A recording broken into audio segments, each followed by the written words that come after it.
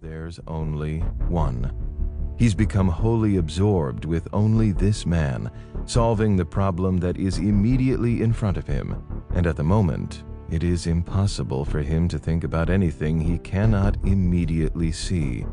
His brain has walled itself off like a vault, only occasionally letting light in through the cracks and seams in the metal. Alek is back. Where did Alek go? He disappeared with the machine gun, but he's back now, collecting ammunition and putting weapons in a bag. Did that all really just happen? Alek tried to kill a man, while Spencer was trying to choke him. Alek held the machine gun right up to the terrorist's temple so that the bullet would have opened his head up and passed right into Spencer.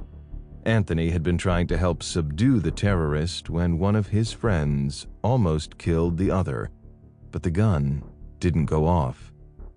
Anthony doesn't know why. No one will believe it. Anthony's not sure he believes it. It doesn't feel real. It feels like he slipped into a video game character, his own thoughts not wholly relevant here, as if he were mostly a spectator of even his own actions. It is so quiet and so calm. It is not yet possible to comprehend the fact that his life has just changed forever.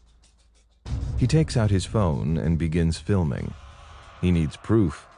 For his friends, for himself. He is not thinking about evidence. What he's doing doesn't feel like thinking at all, really. It's more like reacting. He'd been reacting a moment ago when they were all tying the terrorist up, and he heard a noise behind him. A groan? He turned, registered 3 distinct things all at once.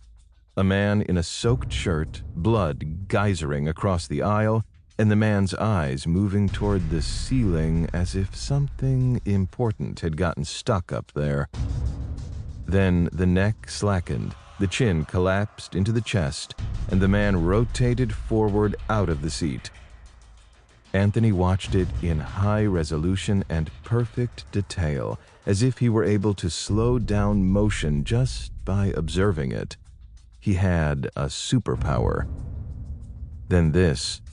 A pool of blood crept from under the man toward the chairs. Look at the blood. It was bright and pulsing, and a lesson from his human anatomy class bubbled up and presented itself to Anthony. Bright because it's oxygenated, so that's arterial blood. Blood meant for the man's brain was seeping into the carpet instead, which meant he was even worse off than he looked.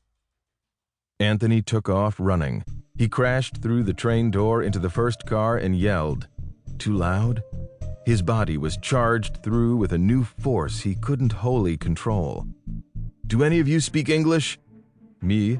I do. Yes. 10 people responded, a dozen, all different accents. Do any of you have a towel? Silence. Confusion. Fuck you guys. At the same moment, he decided a towel wasn't enough anyway.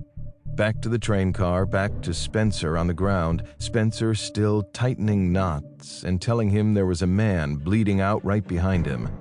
Spencer wiped the blood from his face, crawled over to Mark, took off his shirt to use as a bandage.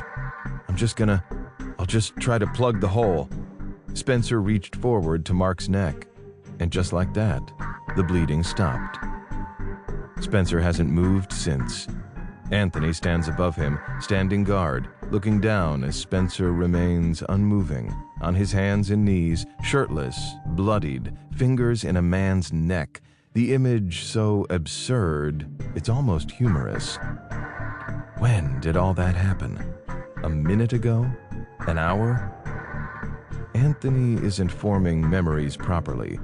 His sense of time is distorted. The hardware in his brain that makes memory has been co-opted to dump so much adrenaline that his digestive tract has shut down. He won't sleep for 4 days, and his sense of time has become plastic. And where's Alek? To Anthony, his friend Alek seems only partially present. Here, gone, back, no longer a whole person, just wisps.